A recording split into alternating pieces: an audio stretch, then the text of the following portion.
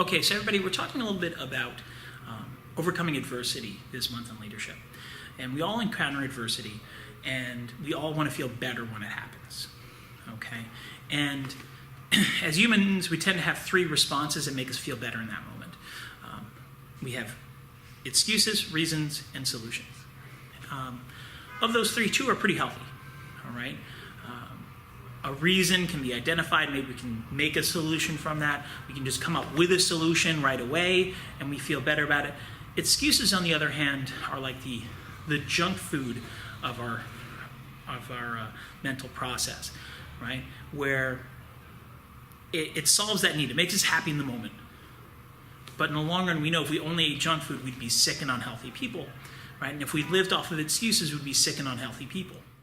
So one of the keys to understanding this is understanding what makes something an excuse versus a reason. Okay. The first step in identifying an excuse is if it's not true, it's an excuse, right? The classic example of my dog ate my homework, right? For how many years have kids said, oh, my dog ate my homework, when in reality they just didn't do their homework, right? I guess if it was true, maybe it's a reason. Bring in your homework, say, look, there's teeth marks in it. Can I go home and rewrite this? But then again, you shouldn't leave your homework where your dog can eat it, I guess, too. So if it's not true, it's an excuse. Second thing is, if it's vague, it's probably an excuse, right? So very often we say, I'm not feeling up for something, right? And that's a very vague thing to say. I'm not feeling up to going to exercise today or going to martial arts class. If there's a reason, it tends to be more specific, right? Like, I have a fever 105, so I'm not going to go to martial arts class. And don't come to martial arts class if you have a fever 105, right? Or I was throwing up last night, so I'm not going to go. Okay, that's a reason. Versus, I don't feel up to it, I'm too tired. It's a very vague thing. You can't really put your finger on exactly what that means, so it's probably an excuse. Third thing that usually indicates something's an excuse is that it could be predicted, or it's an everyday thing, right? So let's say that, hey, I've got homework to do tonight, so I'm not going to go and do the other things that I promised someone else that I would do, right? Well, if you have homework every night, you should have known that when you made your promise, right? Or if, like, hey, I'm supposed to be at work at 9 o'clock in the morning, but, sometimes there's traffic. It may take me an extra 30 minutes, right? If I don't plan for that, even though it's very predictable, then it's an excuse, right? I should have said, well, instead of leaving at 8:30, right, I should leave at 8. So I account for that very predictable idea of there being traffic, okay? So once we identify excuses and we can kick those out of our mental process, we're going to find that we're much more successful people, much healthier and happier people. Let's put this into the context of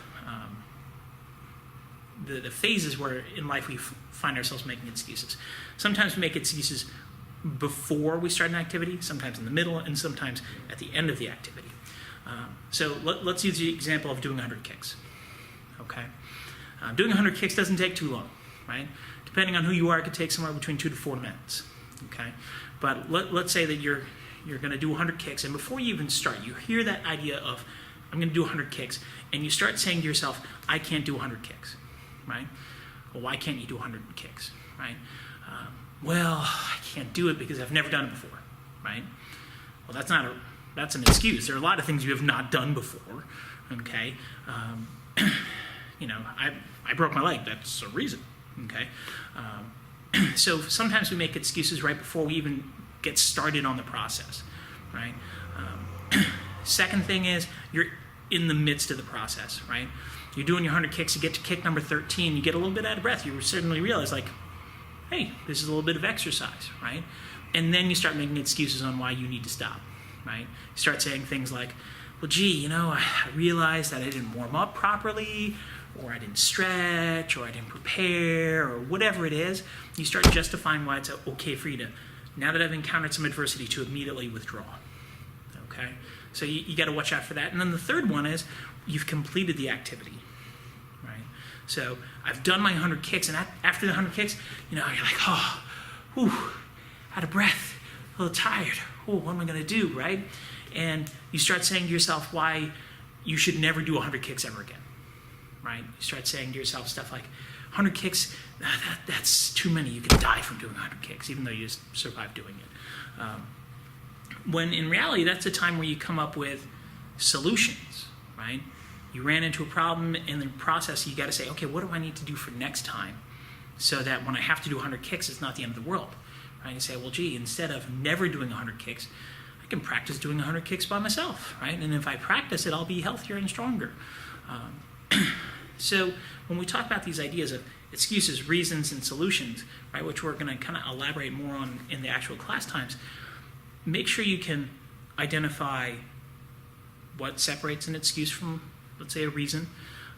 A reason and a solution are pretty obvious separations, right? And then understanding the three different phases when we might find ourselves walking into the trap of making an excuse.